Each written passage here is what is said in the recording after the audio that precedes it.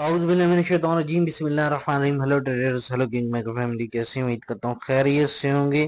अभी तक जिसने हमारा चैनल सब्सक्राइब या शेयर नहीं किया तो कर लें, ताकि आपको डेली के अपडेट्स वीडियोस मिलती रहें।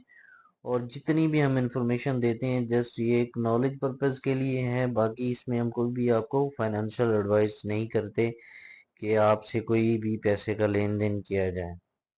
तो आज हम देखते हैं कि गोल्ड नेक्स्ट वीक में अपनी नोयत के लिहाज से कैसा रहेगा और कौन से ऐसे फंडामेंटल न्यूज मार्केट पे इफेक्ट कर सकते हैं। तो चलते हैं न्यूज पोर्टल की तरफ, जो नेक्स्ट वीक में कौन कौन सी ऐसी न्यूज है जो मार्केट पे इफेक्ट कर सकती है। तो मंडे है 15 सितंबर को वीक स्टार्ट हो रहा है। तो 15 सितंबर के दिन के इस तरह की कोई खातर का न्यूज नहीं है, मीडियम इम्पैक्ट है, कुछ लो इम्पैक्ट। और 16 सितंबर है तो कैट की हाई इम्पैक्ट न्यूज़ है। इसके अलावा पाकिस्तानी टाइम 5:30 पे ये कोर रिटेल सेल का डेटा है। तो ये लास्ट जो है वो इनलाइन आया है, और नेक्स्ट वीक में कुछ नेगेटिव आया, कुछ इनलाइन आया। तो अभी फोरकास्ट ये कर रहे हैं 0.4%। प्रीवियस जो था ये था 3% का। तो अभी नेक्स्ट वीक में देखते हैं कि ये पॉजिटिव आता है या नेगेटिव आता है।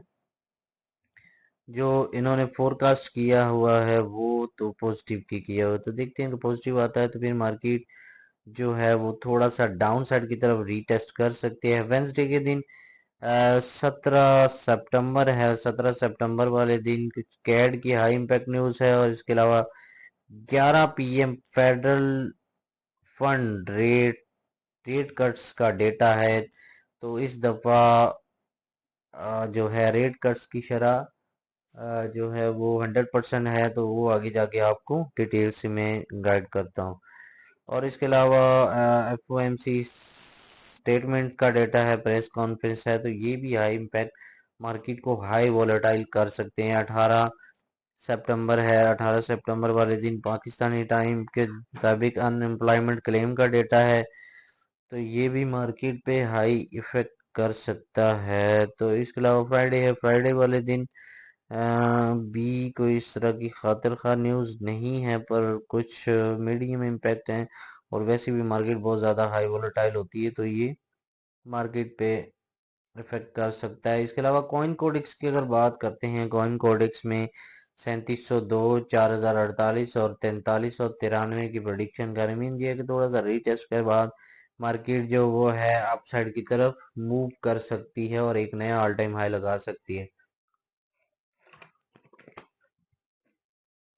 इसके अलावा COT रिपोर्ट है। COT रिपोर्ट की बात करें तो मार्केट के अंदर जो है वो 63.7% जो है वो जो है वो कॉन्ट्रैक्ट्स जो हैं वो बाय के अंदर, लॉन्ग के अंदर भी काफ़ी कॉन्ट्रैक्ट जो हैं वो ऐड हुए हैं।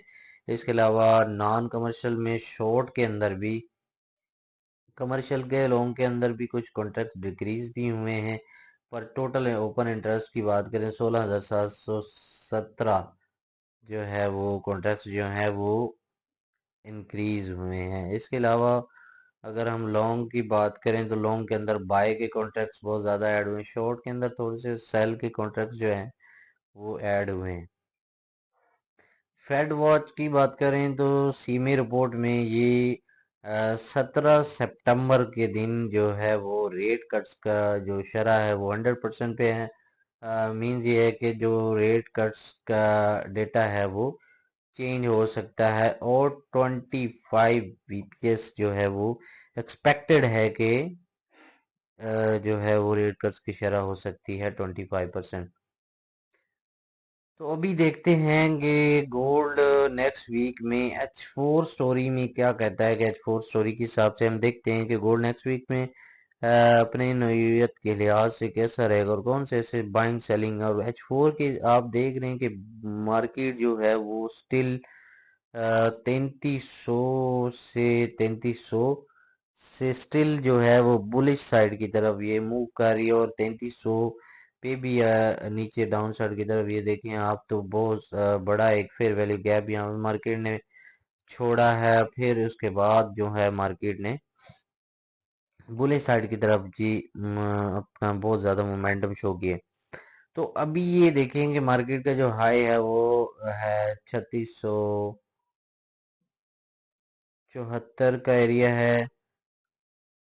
अब सिनेरियो ये है कि यहाँ पे ऊपर buy B S sell buy side liquidity भी है, नीचे सेल साइड लिक्विडिटी भी है। तो ये मार्केट इसके बीच में रेंज बाउंड में एक एरिया बेस पे जो है वो घूम रही है। अब सिनेरियो ये है कि अगर मार्केट को इस ट्रेंड लाइन को जो हाई मार्केट ने लगाया था इसके ऊपर अगर डेली की क्लोजिंग मार्केट ऊपर देती है तो फिर मार्केट का एक्सपेक्टेड टारगेट जो हो सकता है वो 3703 और 3720 भी हो सकता है।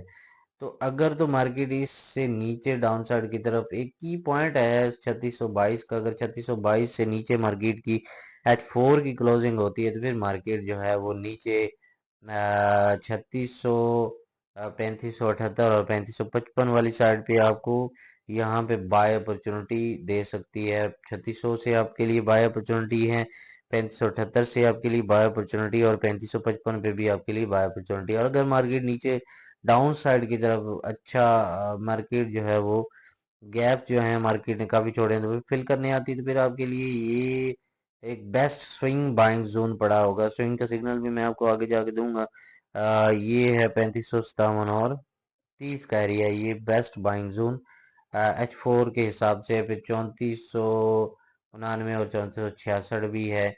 और मार्केट ने 3300 पे भी है फिर वाले गैप छोड़े हुए हैं तो मार्केट वहां पे भी फिल करने जाएगी तो वो आपके लिए बेस्ट से best buying zone swing trade हो सकती है। तो इसके अलावा अगर हम बेस्ट सेलिंग H4 के हिसाब से बेस्ट सेलिंग बाइंग जोन की बात करें तो 3660, 3680, 3720 और 3740 ये सेलिंग जोन्स हैं।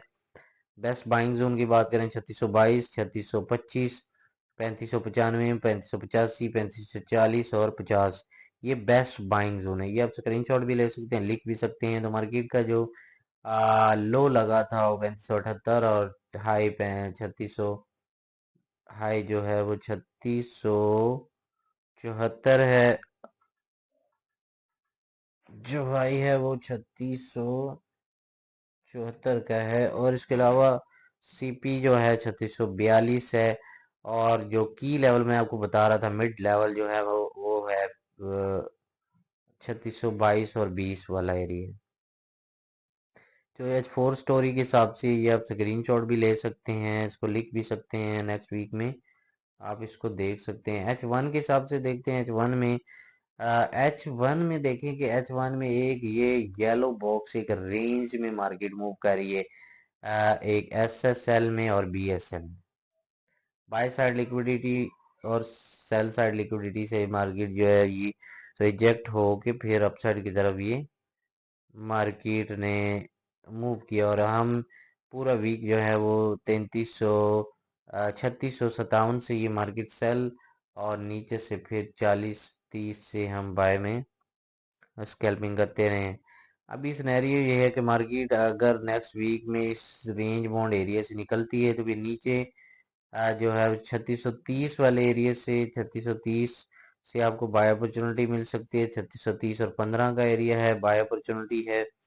ठीक है गाइस, इसके अलावा नीचे अगर आती है 3613 का की पॉइंट पड़ा हुआ है और फिर 3600 का भी एरिया है।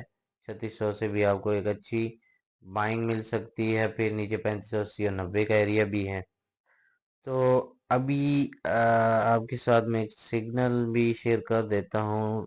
मार्केट का जो स्विंग सिग्नल है, स्विंग स्विंग जो सिग्नल है वो